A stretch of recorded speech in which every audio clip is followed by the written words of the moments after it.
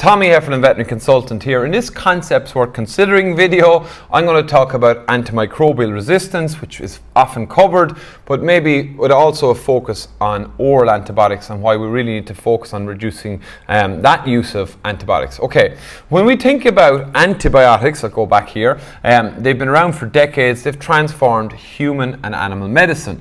They've been very effective tools, but we are seeing the increasing challenge of resistance. And I suppose, put simply, when we use oral or injectable antibiotics and we use them on bacterial populations, so these are bacteria. So I have a couple of players in the story today. The pathogens here, good bacteria and resistant bacteria. So when we use oral antibiotics, bacteria are smart, they're designed to survive on large populations. We can get the development of resistant bacteria. So some populations of bacteria will become resistant to the antibiotics we use by various mechanisms. And that is a challenge because when we continually use antibiotics, we see increasing levels of resistant bacteria. And that can mean that antibiotics we might be using on farm are not working maybe to treat mastitis or pneumonia or other conditions we'll see. Thankfully, there has been a huge mindset change and obviously legislation changes around how we use antibiotics, particularly removing them away from prophylaxis or use prevention. So giving to healthy animals to prevent disease. Even metaphylaxis, so when we have a sick animal in a group, giving it to all of them, that's been reduced. But they are very important tools still.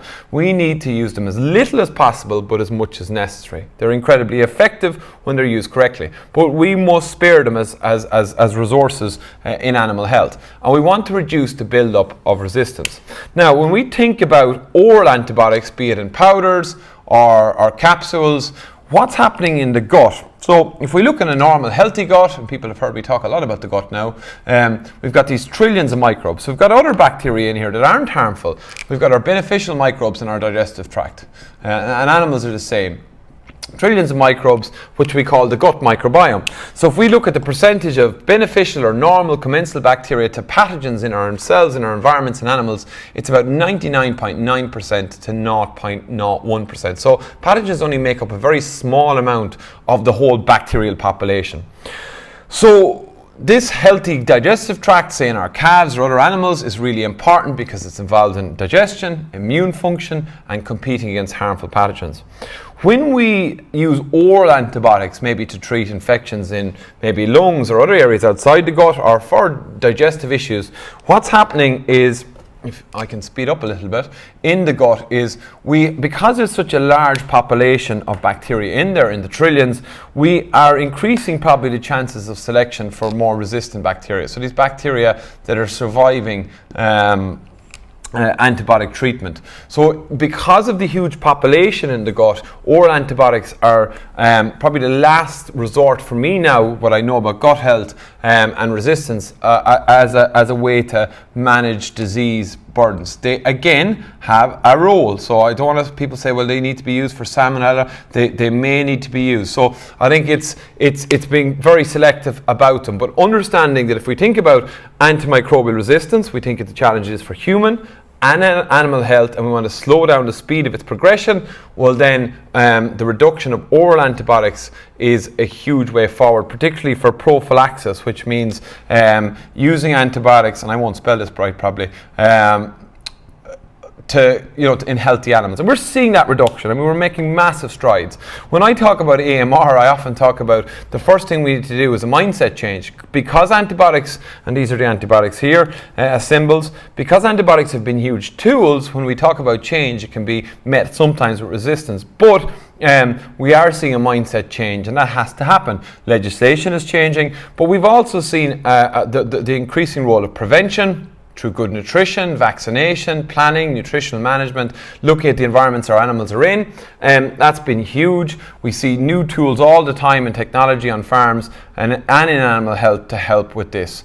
I suppose what I've been excited about with Precision Microbes is when we think about, again, gut health, and we think about maybe what we traditionally would have done with calf diarrhea or oral issues with any animals with diarrhea, and using oral antibiotics, again, vets will make this decision, but being more selective about understanding what's happening, actually beneficial microbes like our pro and postbiotic liquids, have probably a more beneficial role and also a way of reducing oral antibiotics with sometimes better outcomes. So we have seen that everybody is talking about alternatives to antibiotics, but certainly what I've seen from the research and now practically out through with vets, farmers and in other aspects of animal health, the huge potential for solutions like our pro and postbiotic liquid in this space to reduce the risk of the speed of risk of AMR from oral antibiotics, but also with really positive outcomes. So I suppose the key message is that AMR is a big challenge. It occurs because bacteria are smart. They develop resistance by a number of mechanisms. Although small, but repeated exposure, we see an increase in those populations of resistant bacteria. And they mean that there's a risk to future success with antibiotics on farm or in our animals, and also that, that's something we don't want to occur. What we can look at is all the areas we can reduce antibiotic usage through prevention, technology, nutrition and better management. But certainly from my experience, particularly with oral pro and postbiotic liquids in animal health, they have a huge benefit as an alternative to the challenges we're facing. So that's concept worth considering today, all around AMR, reducing it, using antibiotics but realizing they're a precious resource, and a potential for pro and postbiotic liquids as an alternative when used correctly, both to help with gut health but also in helping animals recover as an alternative to antibiotics. And again, that's very selective depending on the cases, and there'll be different aspects to that, but huge potential in this particular area. Thanks for listening.